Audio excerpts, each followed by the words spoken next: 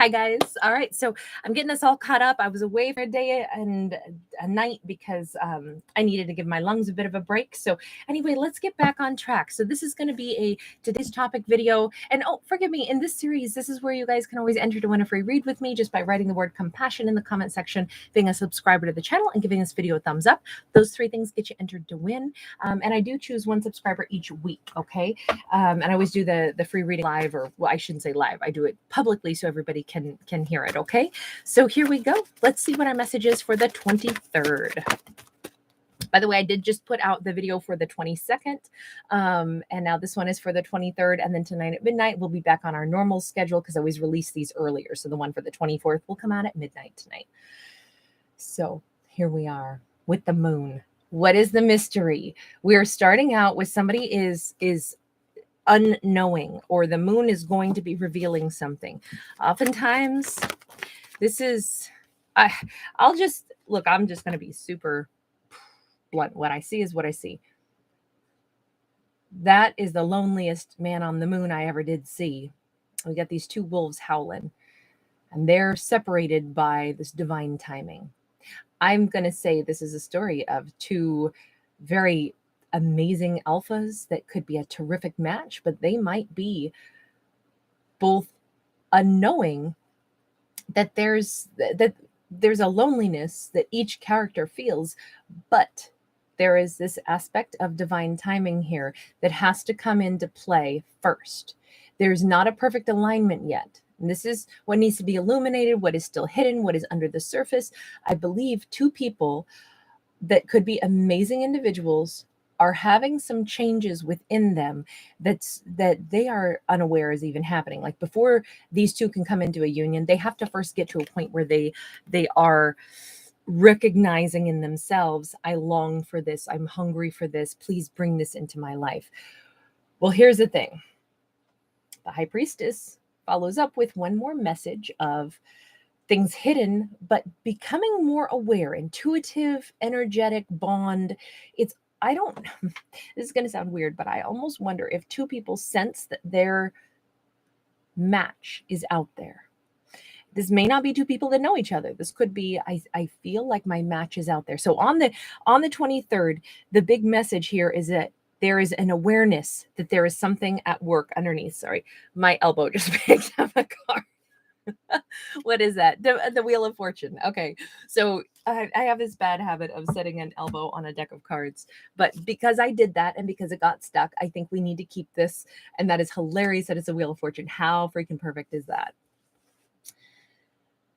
So on the 23rd,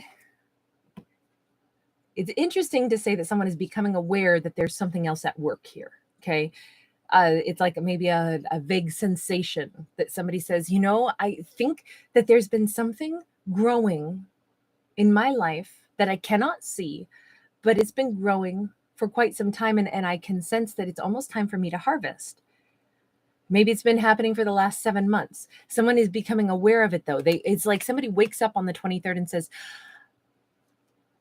I can feel it coming. What on earth is this that I feel coming? All I know is, I just talked about divine timing only because we do see a clock here on the moon card as well. The 7 of Pentacles is about growth that happens over time. So I look at that as a timing card as well. And just like, you know how we don't really notice the growth of a tree day by day, but when we, finally after several months or after a year or something, we glance over, we see, wow, major change has occurred. That tree is a huge, flourishing oak or something, or a fruit tree with tons and tons of fruit on it. And when did that even happen? I never even noticed when that happened. It's exactly what we're talking about. We got a death card, Scorpio energy. Oh, we got so much water energy in this right now, right? A lot of emotional growth, a lot of emotional change. So somebody is waking up, or maybe it's at night, since we do have 2 cards of the moons. It could be that somewhere in the middle of the night or maybe it's an early morning when the moon is still visible, somebody wakes up either from a dead sleep. I don't think it's the dream state. I think that they're wide awake for this, or they become wide awake for this. And they recognize in that strange way where one day we notice a tree in our yard is all bushed out and is all beautiful. It's that same thing. They notice I'm different. When did this happen? When did this happen to me that I'm different? I sense something has been happening now for a while, and now I'm becoming aware of it. This is confusion. This is like, okay, I'm different. What does that mean? That's what I want to know. What does that mean? Let's go to the deck that I was almost going to use at the very beginning anyway. Tell me what that means. Love. Your relationship with yourself and others needs reassessing. Open up to love others by unblocking negativity. Embrace love without fear. Make it unconditional. Well, doesn't that just say it all? Yeah. And we have the kiss, you know. Is that Klimt who painted that? Sorry, my brain is shorting out right now. Somebody correct me in the comment section. I would appreciate it. I know the painting is called The Kiss, though. Anyway, are we surprised? It's card 33. What has changed? Somebody's ready for love. Somebody has whatever tarnished ideas they used to have regarding love, those have all healed. I think somebody is finally feeling good in regards to love. They're not thinking about exes that hurt them. They're not having their mind get dragged back down that quagmire of, oh, but love can be so damaging. And, oh, I remember, the kisses of an unfaithful lover. This is somebody who actually is in a really great head and heart space. And it just kind of changed for them. They don't quite know how this shifted. I think it's because they've truly healed. I think this character is ready for the romance of a lifetime. And I think they have known for a while that somebody out there was getting ready to be in their world. Also, our character identifies as fully single, maybe for the first time in a very long time. Not only fully single, but single and sexy and loving themselves and bold and abundant, and just they have no like inhibitions or like fears when they meet somebody else, and they're really open to sitting down and having a sweet and wonderful experience of getting to know another human being. They're very receptive to conversation, to dialogue, to whatever is going to come their way in regards with that Page of Cups. This could be somebody who's also very open to, I don't want to say an apology, because then to me that would still make it like they're saying, I'm open to love, so the person who owes me an apology, now you can come in and tell me. And I think that would be putting it on a negative spin. And I don't think that that's where this character is at. They're not thinking about people that still owe them apologies. They're thinking about the Page of Cups can be simply new love. And I think when a character is really beyond whatever happened in the past, that's when they're not still focusing on anybody who still owes them apology. Doesn't mean people don't owe this person an apology, but for them, it doesn't factor in anymore. It would be like, I always like to use this as an example. I'm 42. Do you think that I care about my wardrobe, my baby clothes? No. Like, why would I? That was a thing from the past, right? And I know we always keep a memento or something like that, but in this case, I don't have any of those things. If there's mementos, my mom probably has them or something. But the bottom line is, do we go, oh, sure wish that I could see my old baby clothes again? No, because we've outgrown them, right? And that's what this is. This character has outgrown anything from their past, and they're just so aware of it now. They're so ready for a new, fresh start. So they're not open to apologies from the past, nor are they closed to them. They simply have outgrown all of those thoughts, so it's not on their radar. Tower. We've got so many cards that change in this story. This is so exciting. Our character realizes everything's going to be different. The kind of person they're going to be meeting, the kind of romantic partner they're going to be having, and what their hopes, wishes, and dreams are not the same. I think our character is open to, okay, this is what's in my head right now, so I'll say it. I think our character had been an individual who once upon a time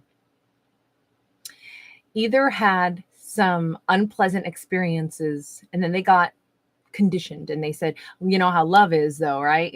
Love is one of those things that you fall for somebody and then pretty soon they're they do something sketchy, and then you get into that paranoia of like, I don't think I trust them, and then but you don't want to say anything, and so then pretty soon you're wondering, and then that's all you think about, and then pretty soon it's making you uncomfortable or bitter or bringing up parts of yourself that you don't even like, and then sure enough it turns out that person wasn't trustworthy. And I think that our character had become accustomed to love eventually leaves you feeling crappy about yourself and lonely. And that whole thought process is the other thing that is not true, because our character might have experienced that, might have experienced people that weren't truthful, weren't stable, weren't monogamous, frankly, weren't up to par. They thought for a while that that was like, that's what they were always going to get. Our character has grown beyond that. They've healed beyond that. That is no longer what they imagine. Now, they also, in all fairness, they could have had kind of, and forgive me for saying this, please know these are fictional stories. I'm not talking about you, no matter who you are, but they may have had way too low of expectations for what love was supposed to look like. They're in their dreams and wishes once upon a time, they might have thought, you know, I would love to have a partner so that then I can cook for them, clean for them, you know, fix their car, you know, have wonderful dinner dates that I take them on, you know, delight them, serve them, you know, make them smile. That might have been the focal point of what someone's dreams were for a while. They might have always thought about what I would like to give to a partner, which is a beautiful thing to want to give.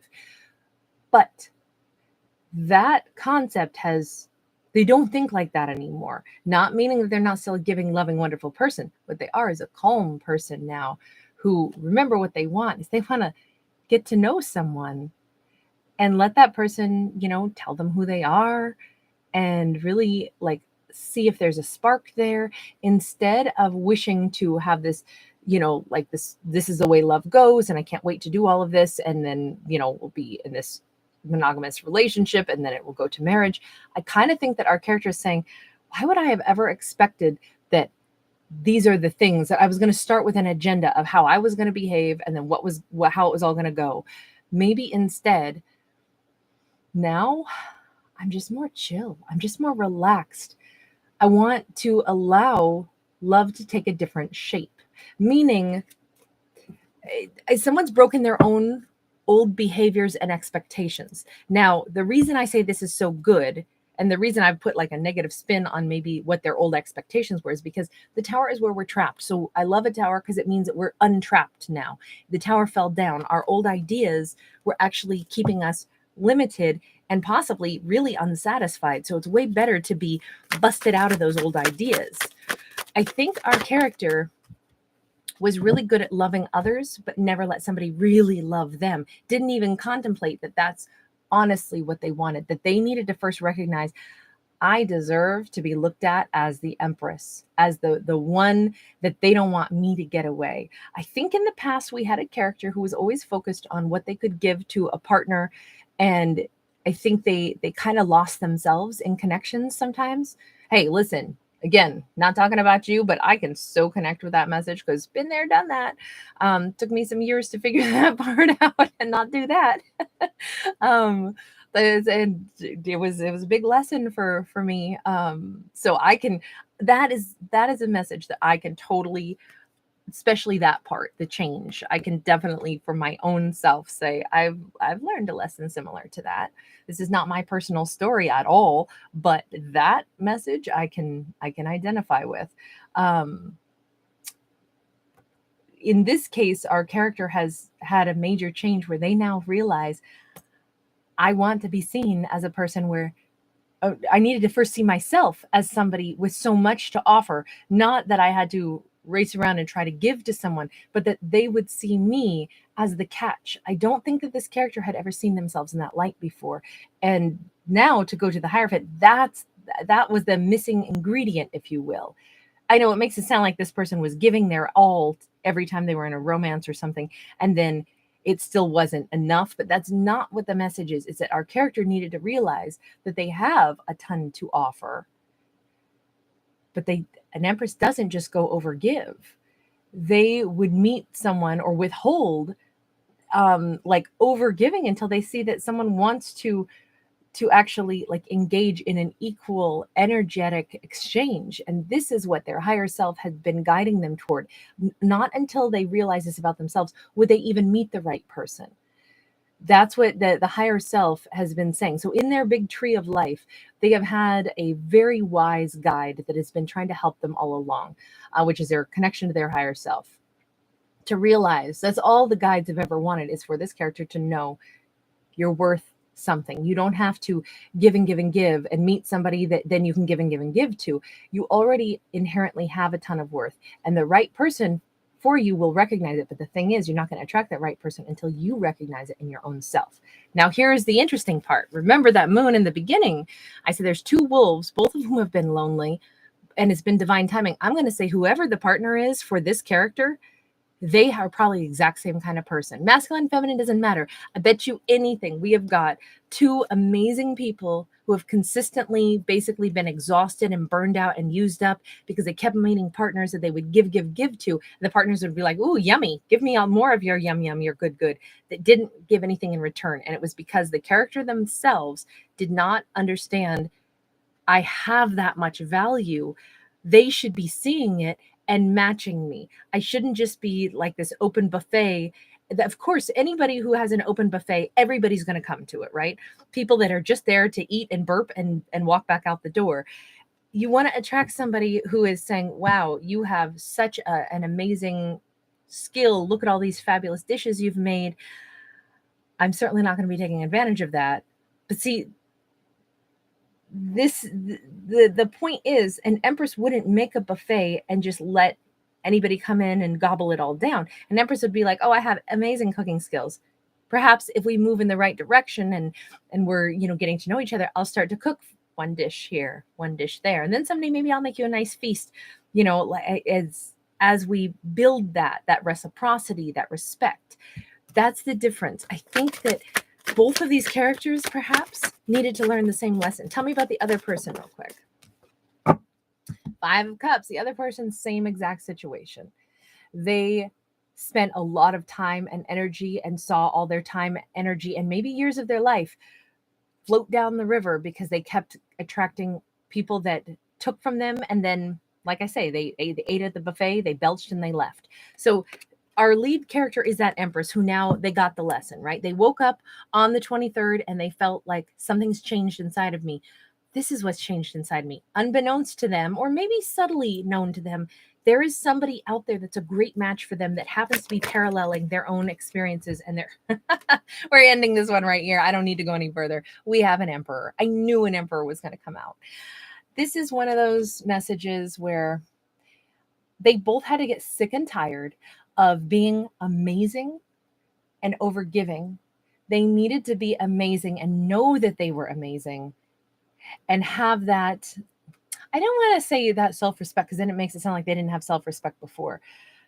It's not that. It's not a lack of self-respect. It's that I think we have two characters that love they're such abundant people, and they assumed everybody was like them, and not everybody is. So they were willing to give and give and give to any romantic partner that they met, both the emperor and the empress. They had to learn the lesson that, wait a second, because I am an emperor or an empress, that is why I'm supposed to manage my resources really well, and I'm supposed to match with partners that recognize what I'm here to offer, but they got to prove themselves. Just like I will prove to them bit by bit, we'll build trust together. Otherwise, I'm going to keep hemorrhaging my resources. And at some point, I'm sick and tired of hemorrhaging my resources. No more of that. I needed to, have basically raise the bar of who gets to come into my empire and partake of all the amazingness that I have to offer. Basically, both of them needed to kind of get a little bit more sassy about how awesome they actually are. That's all it was. These were two really humble people that needed to kind of get a little bit more of like I'm sorry, have you seen me? Have you seen me? I'm not saying they're going to strut their stuff and be sassy and insufferably full of themselves. Not at all. They just simply both needed to elevate and recognize for themselves how amazing they are. These are two people that are in the same energy flow. They're going to be meeting soon. I don't know exactly when, but Wheel of Fortune says divine timing is at play here, and it is happening. It could be just the day they both realize this about themselves. It's not going to be long after that these two encounter one another. All right, guys, I'm going to leave this there. Thank you so much for hanging out with me. If you do enjoy the channel, please do give it a thumbs up. Please do subscribe. See you in the next one. Bye.